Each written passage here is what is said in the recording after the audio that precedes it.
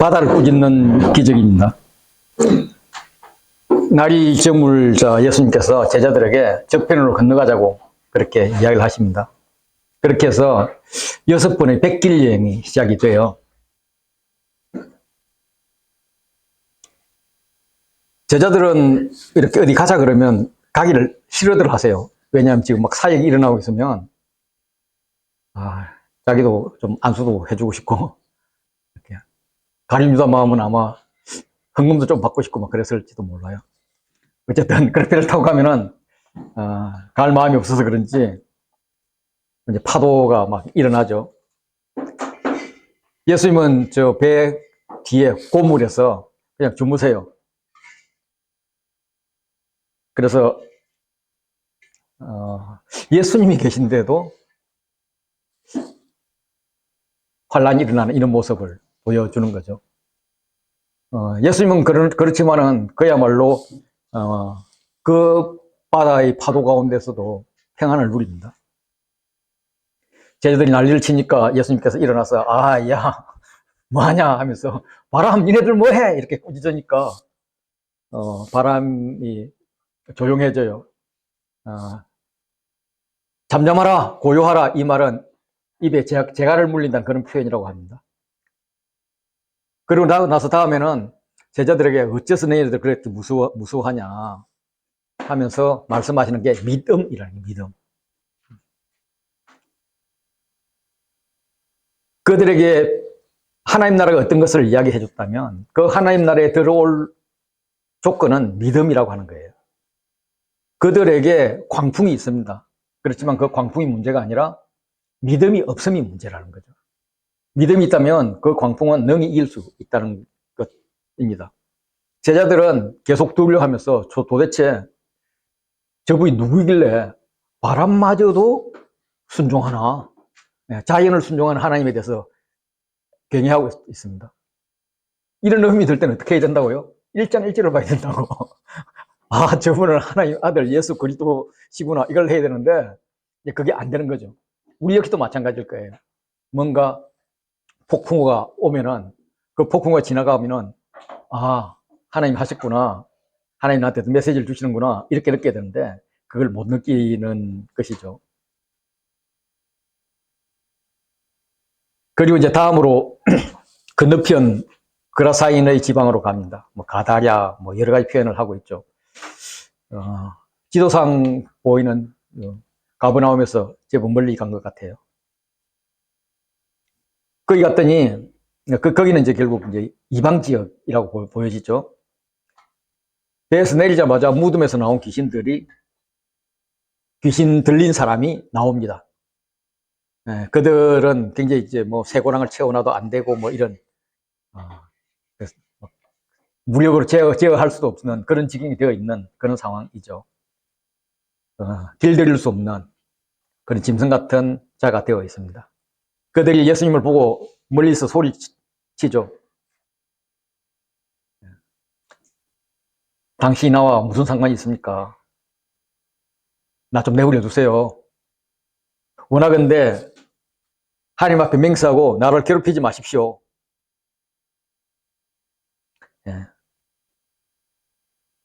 당신 때문에 내가 더 이상 귀신의 자유를 못 누립니다. 이런 말입니다. 이렇게 발악한 이유는 예수님께서 이미 귀신에게 그 사람에게서 나오라라고 명령을 했기 때문에 그렇습니다. 그러면서 그에게 너 이름이 무엇이냐라고 묻습니다. 그랬더니 그가 순순히 내 이름은 군대입니다.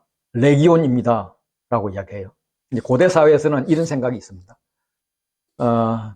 두 사람이 자기의 정체성을 숨기면서 싸우게 됩니다. 이제 모든 사람은 자기의 정체성의 이름을 숨긴다고 생각해요. 예를 들면 로마도 원래 로마의 이름이 아닙니다. 그 이름이 뭔지는 우리는 아무도 몰라요. 단지 다른 사람들에게 이 나라를 숨기기 위해서 로마라는 이름을 써요. 그래서 로마를 가지고 로마라는 신을 섬기기도 하고 ROMA를 거꾸로 해서 아모르라고 읽기도 하고요. 아모레 화장품도 그런 거잖아요. 그런 식으로 이제 아주 자신을 숨기는 이런 게 강했었어요. 그래서 영적인 세력이 둘이 만나면 서로 상대에게 야, 너 이름 진짜 뭐야? 이래가지고 이제 이름 이야기하면 막 이야기할 때까지 들고 팬다든지 이렇게 해서 이름을 이제 밝히면 승리를 하는 것입니다. 예수님은, 귀신은 당신 나 다 알고 있어. 하나님이 그렇게 환자잖아. 하고 기선제압을 하려고 탁 폼을 잡았는데 예수님이 거기에 대해서 전혀 기죽지 않고 너 이름 뭐야? 대봐. 이러니까 깨갱하고 이제 제 이름은 군대인데요. 레기온인데요. 이렇게 이야기를 하는 거죠. 다시 말해서 예수님 앞에 꼼짝을 못했다라는 뜻입니다. 군대의 원어가 이제 레기온으로 표현되어 있는데 레기온은 로마 군단입니다. 보병 한 600명하고 마병 120명으로 군대 구성된 그런 로마 한 군단을 이야기합니다. 그러니까 로마 한 군단의 권력이 거기 왔다는 것은 그 나라를 완전히 정복했다는 말이에요. 그 사람은 로마에 의해서 정복이 되었다. 그 지역은 로마에 의해서 정복이 되었다. 이런 말입니다. 그래서 로마 군대가 주둔하고 있다는 것은 그들의 주권은 상실되었다. 이런 표현입니다. 그 주권이 상실된데 예수님이 가신 겁니다. 주권을 찾아주려고. 찾아주려고 왔는데 그 군대 귀신이 이제 예수님 앞에 강구를 하죠. 여기서는 이제 강구가 3번 강구가 나옵니다. 처음에 군대 귀신의 강구가 나와요. 군대 귀신의 강구는 이 지방에서 내를 내보내지 말아 주십시오. 대신 돼지에게 들어가게 해 주십시오. 이렇게 이야기하는 겁니다. 성경은 이제 악령들이 쫓겨가는 곳이 물이 없는 곳이라든지 무적행이라든지 지옥이라든지 이런 식으로 표현을 하고 있습니다. 귀신은 지금 그 거라사 지방을 점령하고 있어요. 점령하고 있는데 거기서 지금 쫓겨나야 되잖아요. 쫓겨나서 어디로 가야 될지 다음 지역은 물이 없는 곳으로 가든지 무적행으로 가든지 귀신들이 무적행 엄청 싫어하잖아요. 지옥도 그렇겠죠. 그런 쪽으로 가야 됩니다. 그래서 제발 내 여기 살게 해주십시오 했다가 돼지를 보더니 돼지한테 들어가게 해달라고 하는 겁니다. 그러면 예수님이 안 돼! 죽어! 이렇게 해야 되는데 들어가게 해요. 돼지한테. 그거는 이제 그 당시의 습관이 뭐냐면 그 당시 사람들의 인식 속에서는 이쪽이랑 승리를 싸워서 가지고 승리를 했단 말이에요. 승리를 하면은 여기서 이야기하는 어느 정도 요구사항, 예를 들어서 저는 죽여도 좋지만 제 가족은 살려주십시오라든지 이런 것들은 들어주는 그런 게 있었어요. 그런 아량을 베풀어야 내가 승리자로서 나는 위대한 승리자고 아량 있는 그런 사람이야 이렇게 이야기를 하는 겁니다. 그래서 이제 예수님도 이제 그런 이제 관습을 따라 예수님이 따른 게 아니라 마가가 표현하기를 그런 관습을 따라서 사람들이 저 정도는 들어줄 수 있어 하는 수준으로 들어준 게 돼지떼에 들어가라라고 했을 때 그래 그 정도 들어줄 수 있어 들어가 라고 하면서 예수님의 승리를 이제 확정을 짓는 거죠. 그런데 이 귀신들이 이제 그냥 살신성 귀신 나라를 한 거예요. 그래갖고 그 돼지떼에 들어간 거는 돼지떼를 죽이는 게 목적이 아니라 어쨌든 돼지떼를 가지고 물속으로 확 들어가가지고 다 죽여버려요. 다 죽게 되고 뭐 귀신들은 어떻게 됐는지 모르지만은 나중에 그걸 보고 이제 그 돼지 관리하던 자들이 있을 텐데 자기 책임은 면피해야 되겠으니까 사람들에게 이제 이야기를 해줍니다. 그랬더니 그 거라사인들이 와가지고 2번째 강구를 합니다. 강구는 우리가 잘 알다시피 예수님 이 자리에서 떠나주세요 하는 거거든요. 그러면 이제 우리는 그걸 비판하죠. 이야 생명이 중요하지 끝까지 돼지가 중요해 이렇게 비판하지만 현실을 따져보면 돼지 가격이 요즘 한 마리에 한 40만 원 내지 60만 원 정도 한다고 합니다. 그래서 40만 원이라면 2,000마리니까 8억 원, 60만 원이라면 12억 원 정도 됩니다. 그래서 마태복음은 두 사람이고 마가복음은 한 사람인데 그 한 사람의 생명을 구하는데 나랑 생판도 모르고 그동안에 귀신 같아서 무서워서 옆에 가지도 못하던 저 사람 구하는데 8억 원 내라 그러면 우리 집을 다 팔아도 8억 원이 안 되는데 낼까? 예. 아마 그 당시 사람은 나보다 훨씬 더 가난했을 텐데 그래서 그들이 택하는 것은 합리성에서 보면은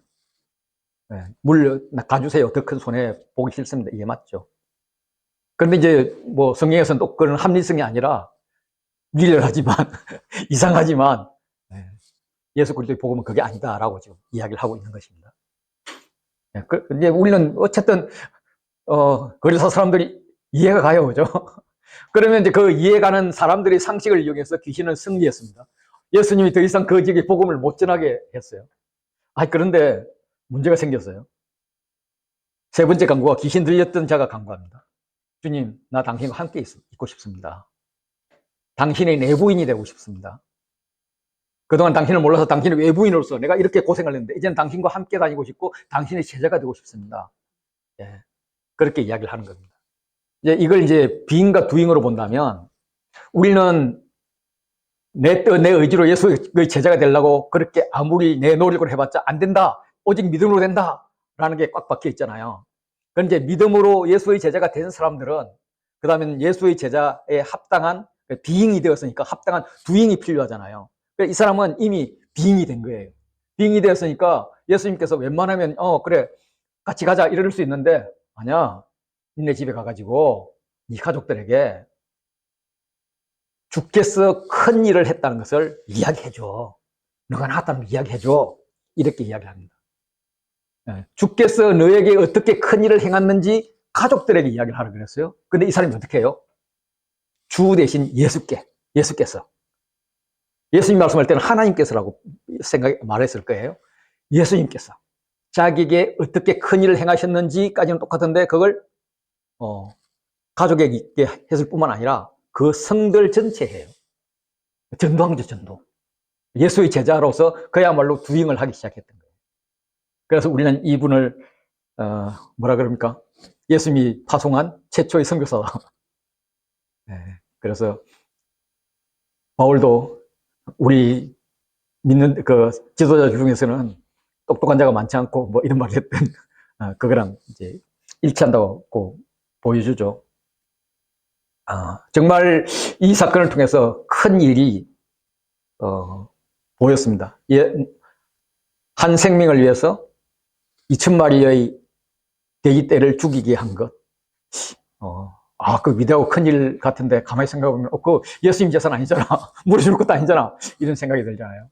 진짜 큰 일은 예수님께서 거르사 지역의 전도를 포기한 것입니다.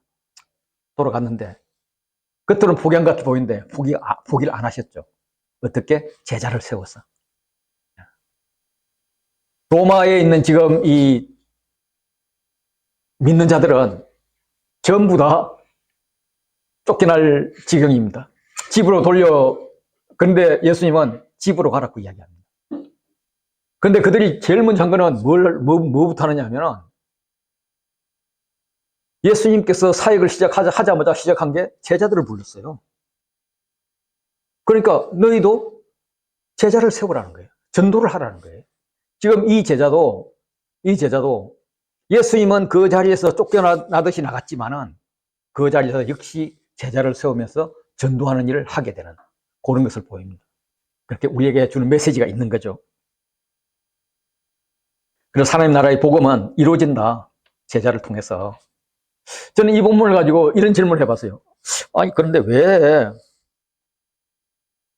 굳이 돼지 떼개로 들어가라고 했을까?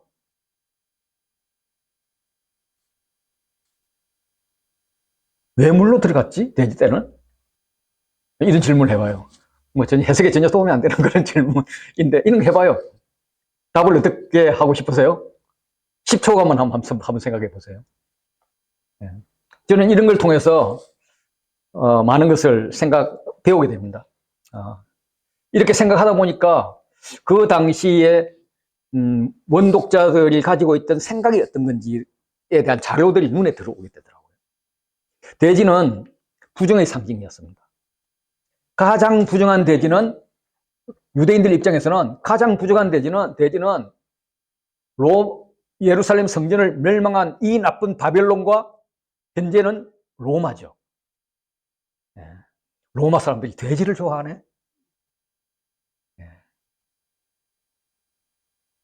그래서 그 돼지에 들어가는 것은 로마의 상징이고요. 소위 말하는 군대 귀신이 지금 돼지를 꽉 잡고 있습니다. 압도하고 있습니다. 힘이 있어요. 이 돼지는 로마의 풍요의 상징입니다.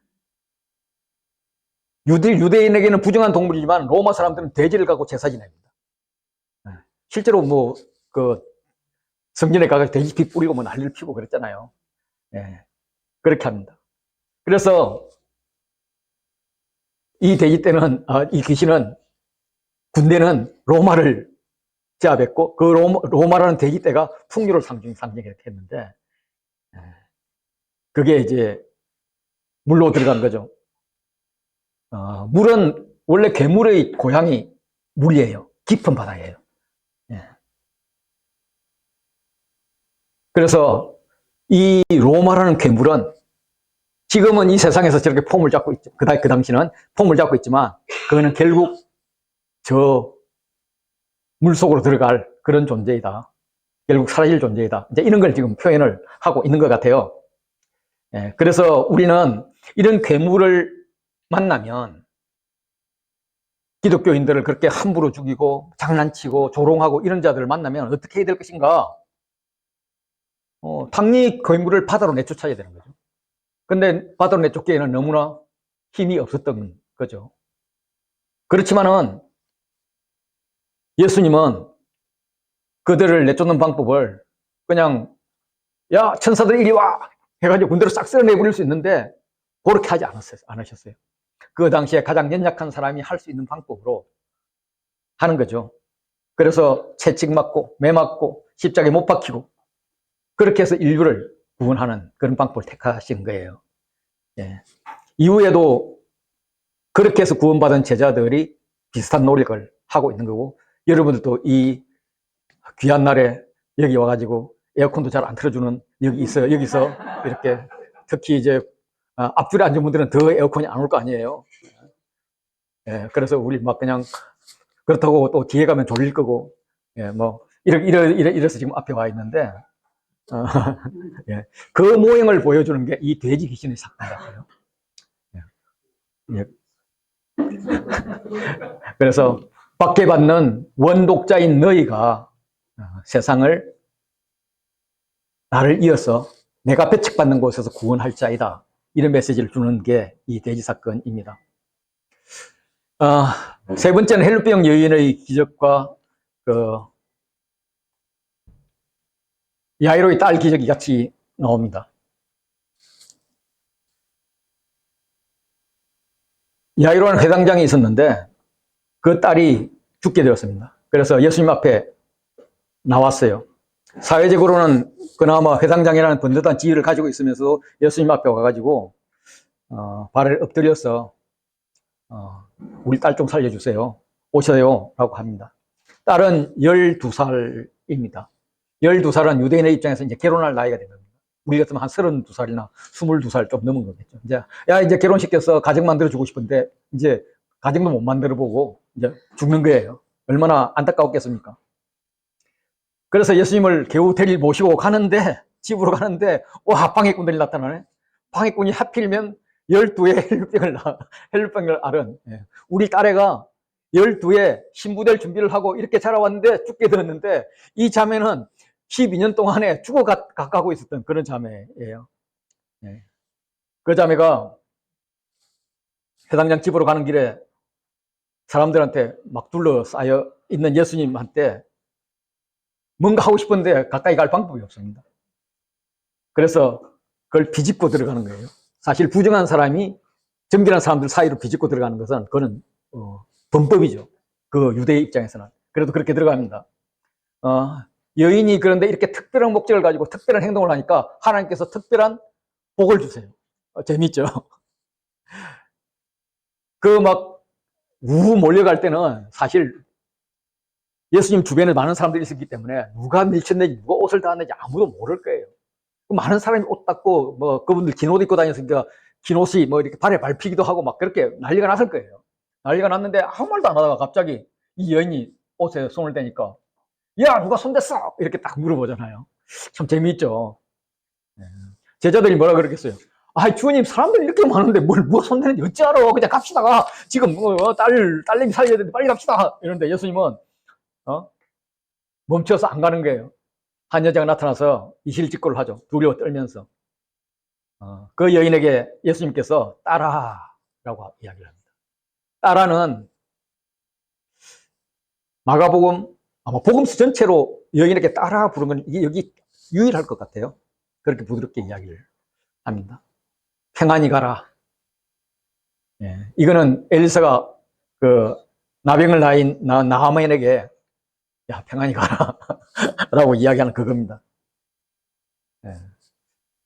이런 걸 보면 이제 질문이 나와요. 아니, 여인에게 따라 내 믿음이 너를 구원하였다라고 했는데 그 여인이 과연 믿음이 쓸만했나? 이런 생각을 한번 해봤어요. 또 하나는 우리 치유사역자들이 믿음대로 될지어다 나하라 그렇게 했으면 뭐 낫는 사람이 나타나긴 하던데 그렇게 하는 게 맞나? 이런 생각도 해보고 예수님이 사람이라면 부정한 여인에게 손을 댔을 때 자기가 부정해져야 되는 거고 예수님이 우리가 하나님인 줄 아니까 하나님이라면 여인이 죽어야 되는데 왜냐면 지극히 거룩한 것에 부정하게 닿았기 때문에 부정이 죽어야 되거든요. 죽어야 되는데 왜 안 죽지? 이런 의문이 들어요. 다음으로 넘어갈까요? 이거 해결하고 넘어갈까요? 예. 뭐 해결적인 점은 없고요.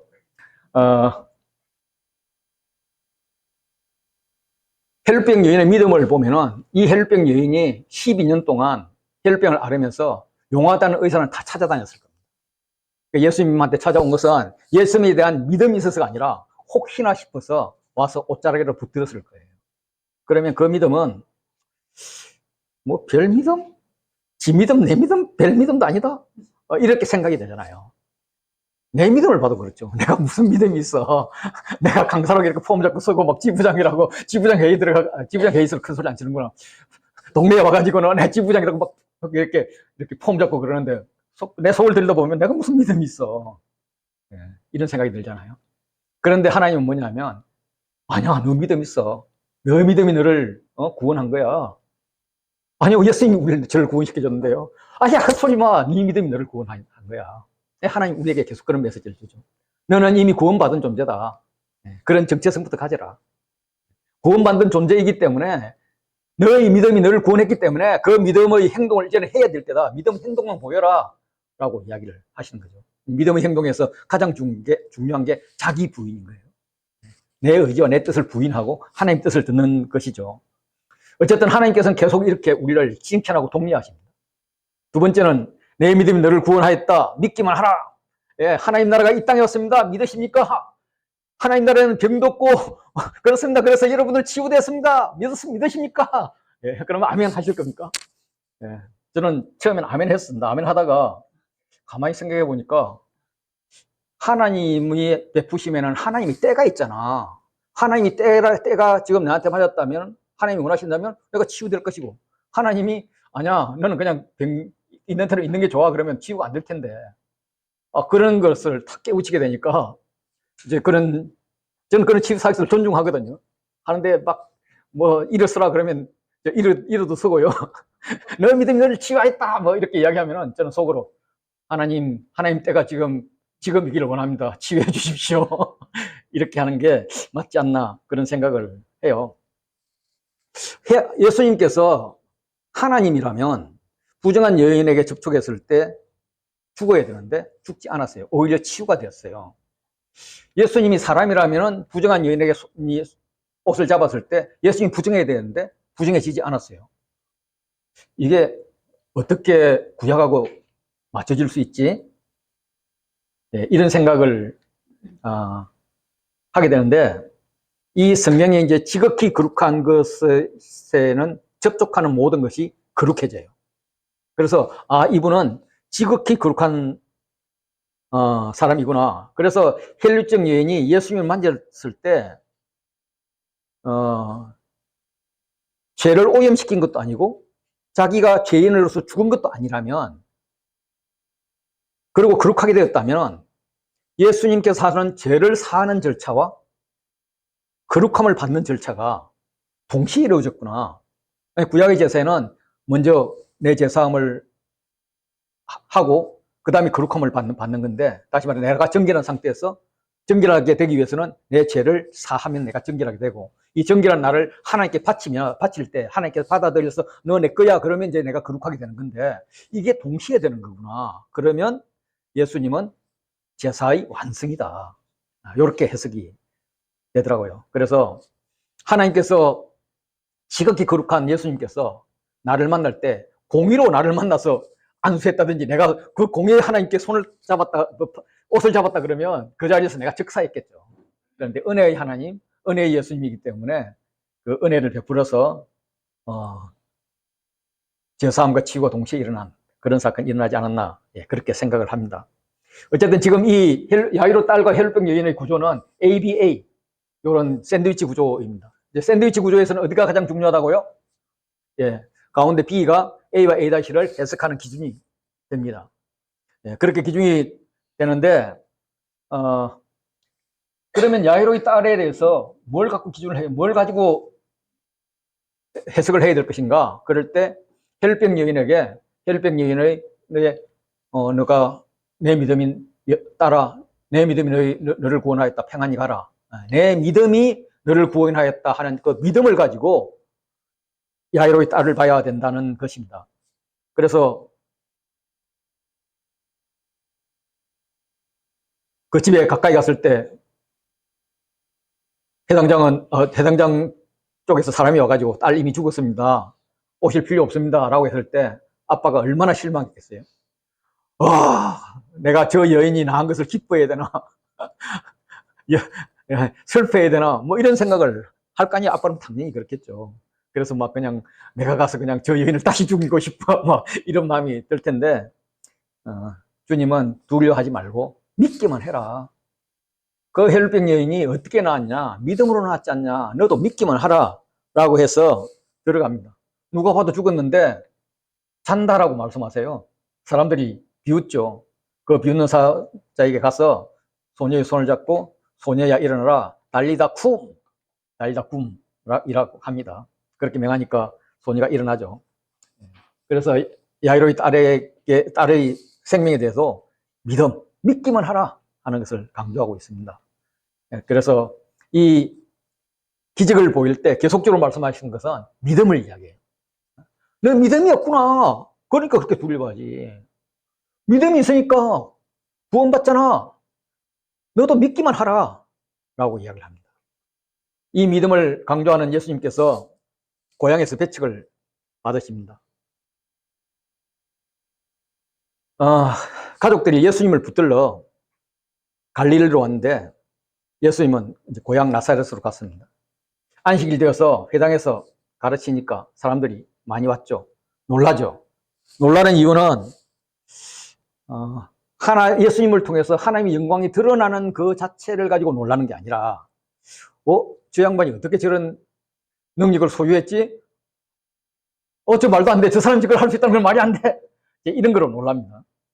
그래서 그들의 질문은 이 사람이 어디서 이런 것을 얻었냐? 어떤 신통한 사람을 만나고 저렇게 됐냐? 이런 거죠. 그러면서 예수님을 비하하기 시작합니다. 저 사람 목소 아들 아냐? 아무것도 아닌 사람이잖아.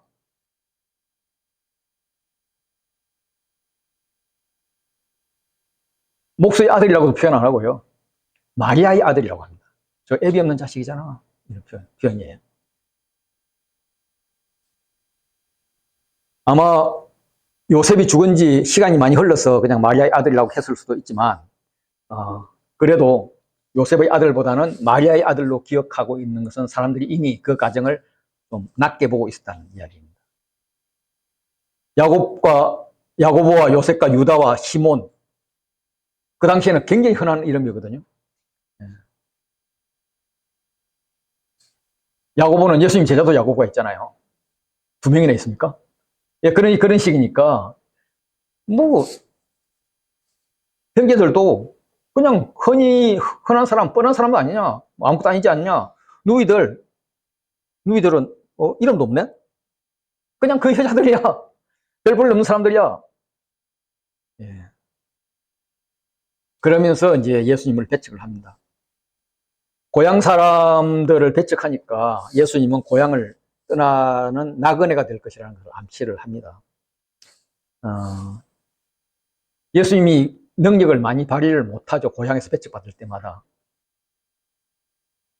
그래서 이제 믿음은 뭐냐 그러면 내가 믿음이 있으면 능력을 받는다.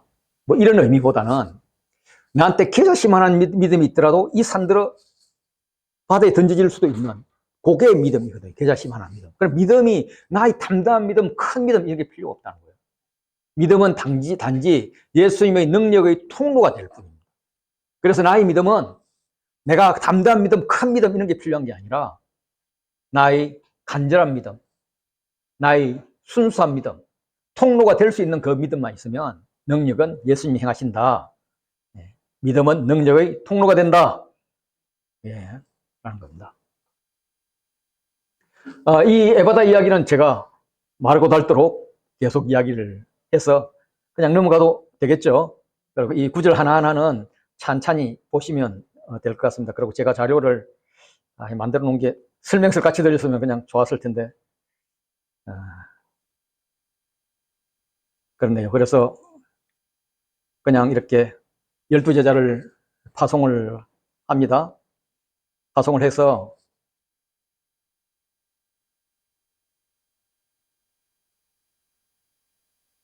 요한이 헤롯을 책망하기 때문에 죽게 되는 사건이 나오죠. 이때 나온 헤롯은 헤롯 가문에 사람들이 엄청 많은데 헤롯 안디바였다는 것이고요. 예수님이 태어났을 때 그때 헤롯은 헤롯 대제라는 사람입니다. 그가 죽으면서 살아있을 때도 아들들을 죽였고요. 정권에 도전한다 싶으면 죽으면서 이제 세 아들에게 땅을 4등분을 해가지고 하나에게는 반을 주고 둘에게는 4분의 1씩 줬습니다. 그러니 그걸 로마의 허락을 맡을 때 이제 왕은 아니고 4분의 1 왕, 그래서 분봉왕이라고 그렇게 이름을 받았습니다. 그런데 이제 사람들은 그냥 분봉왕 이러면 복잡하니까 그냥 왕이라고 그렇게 표현을 한 것 같습니다.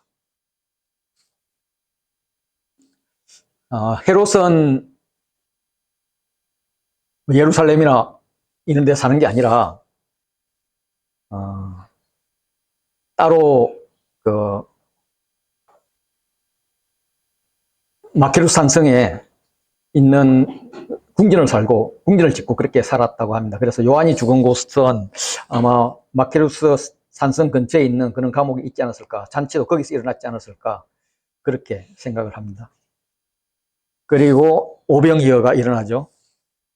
오병이어는 뭐 우리가 마르고 닳도록 들어서 잘 아시는 거고, 마가복음에서는 헤롯의 잔치와 예수님의 잔치를 이렇게 대조하면서 정말 하나님 나라가 어떤 건지 그걸 이야기하고 싶어서 쓰는 것으로 그렇게 보시면 될 것 같습니다. 그래서 헤롯의 잔치에서는 자기 과실을 위해서 귀족을 초대하고 사람의 목숨도 선물로 주는, 상으로 주는 이런 상황입니다. 예수님의 잔치는 불쌍한 무리들을 위해서 계속 하시는데 일용한 양식을 주는 거죠. 그래서 그 일용한 양식을 주는 데서 주는 것은 구태여 뭔가를 어디 찾으려고 그렇게 애를 쓰는 것이 아니라 너희가 가진 것을 주라. 너희가 줄 수 있다 라고 이야기합니다. 너희가 오병이어의 기적이 될 수 있다 라고 이야기를 합니다. 그들이 배를 타고 가는데 풍랑이 옵니다. 그때 예수님께서 바다 위로 걸어서 오시죠. 그때 난이 두려워하지 말라 하면서 배를 타고 풍랑들을 제거합니다. 그 무리를 걸으시는 예수님이 끝났을 때 제자들은 여전히 깨닫지 못하는 것을 봅니다. 그래서 아직도 깨닫지 못하는 것으로 이제 깨닫지 못함을 시작을 하고 나중에 8장에 가면은 아직도 깨닫지 못하느냐 하는 이야기로 끝이 나고 그 사이에 갈릴리 호수에서 고치는 에바다 이야기가 나옵니다. 고르반 이야기는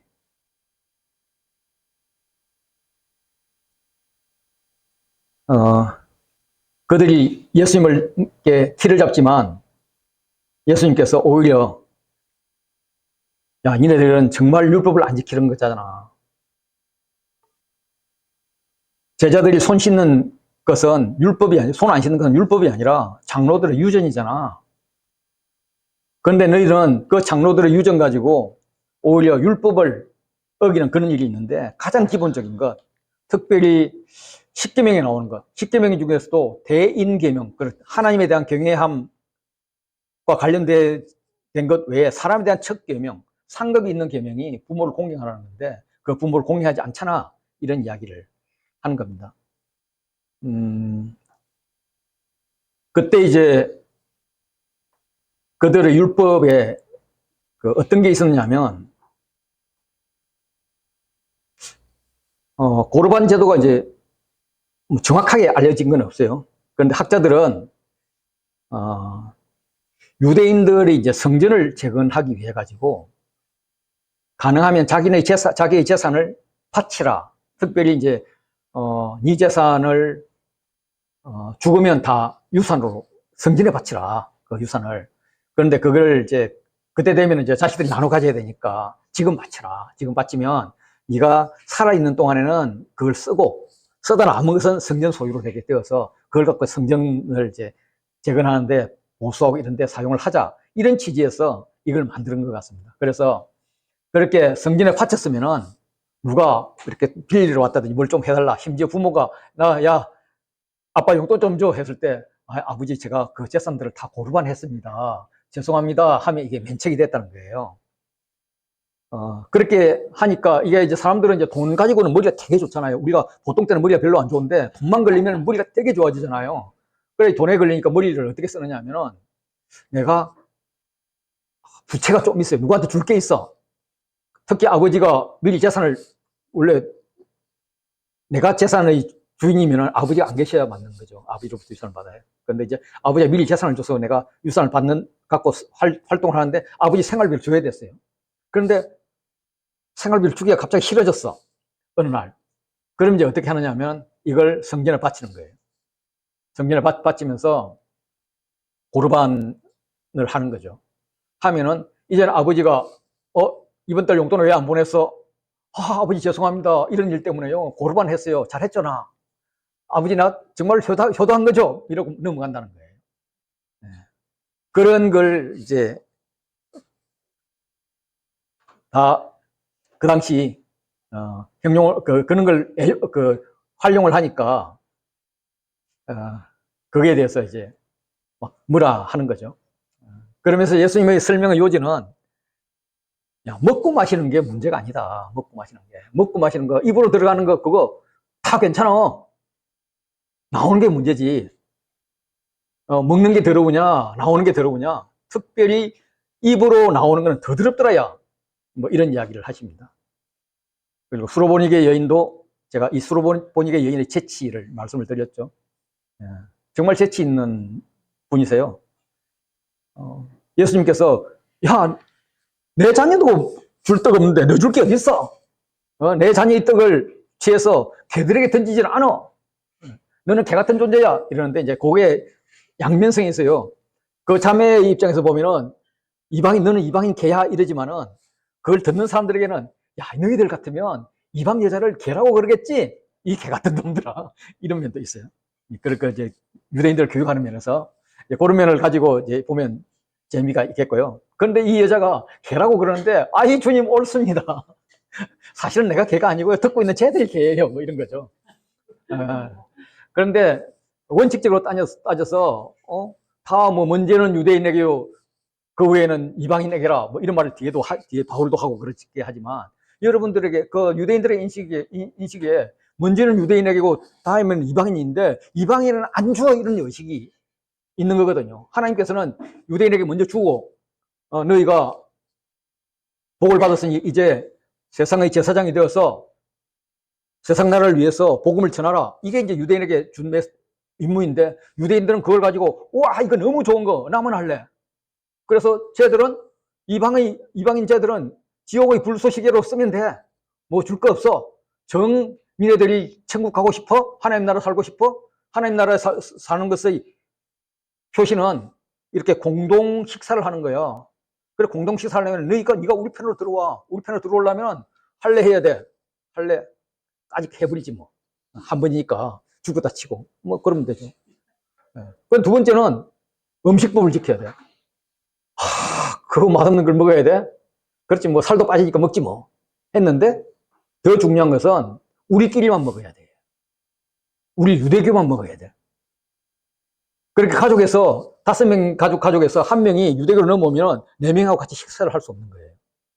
이게 너무 어려워서 이 사람들이 유대교로 못 넘어오고, 바울이 다닐 때 이제 보면은 유대교를 못 넘어온 그 하나님을 경외하는 사람들, 가피어러블 피플이 있잖아요.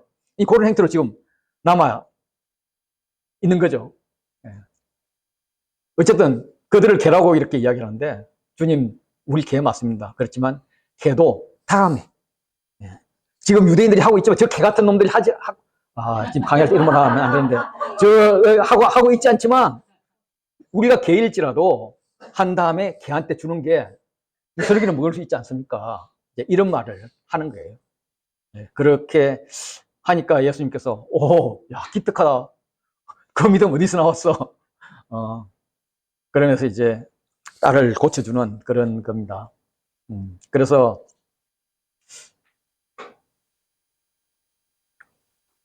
이 에바다 이야기는 수로보니게 여인, 뒤에 나오는 질병이요. 이 이방인들은 떡을 먹는데 고르반 충돌을 일으키고 표적을 구하는 유대인들은 결국 떡을 먹지 못합니다. 그래서 떡을 먹으라 하고 에바다라고 외친 것이죠.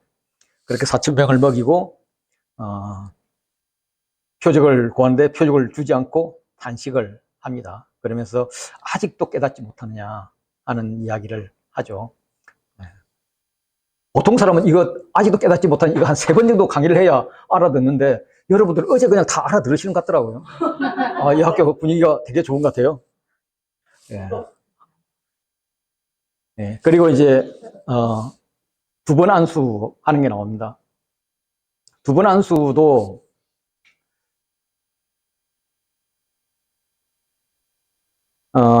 맹인을 데리고 옵니다.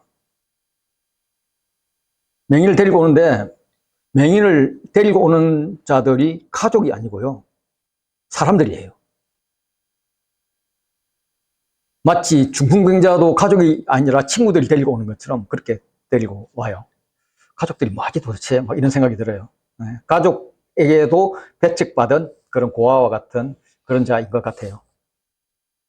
첫 번째 안수를 받고 나서 보이냐 했더니 안 보여요. 사람들이 나무같이 어렴풋이 보입니다. 그래서 이제 2번째 안수를 합니다. 그때서야 그가 주목하여 봅니다. 그리고 모든 것을 밝히 보게 되었습니다. 시력이 완전히 회복됐다는 걸 의미하죠. 제자들은 이걸 이제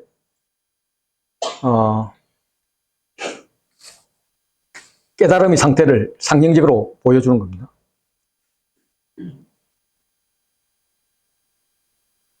오병이어의 기적을 보고 그 12광줄이 남았습니다 하는 것은 안수 3번 받았다는 이야기예요.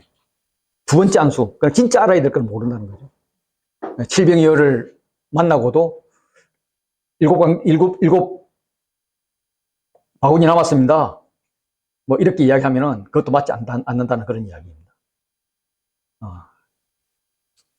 이게 뭐 생리학적, 신체학적으로 볼 거는 뭐 볼 필요 없는데, 사람의 눈이 어떻게 이제 움직임을 인식하느냐 하면은 1단계는 많은 사진을 저장한다 그래요.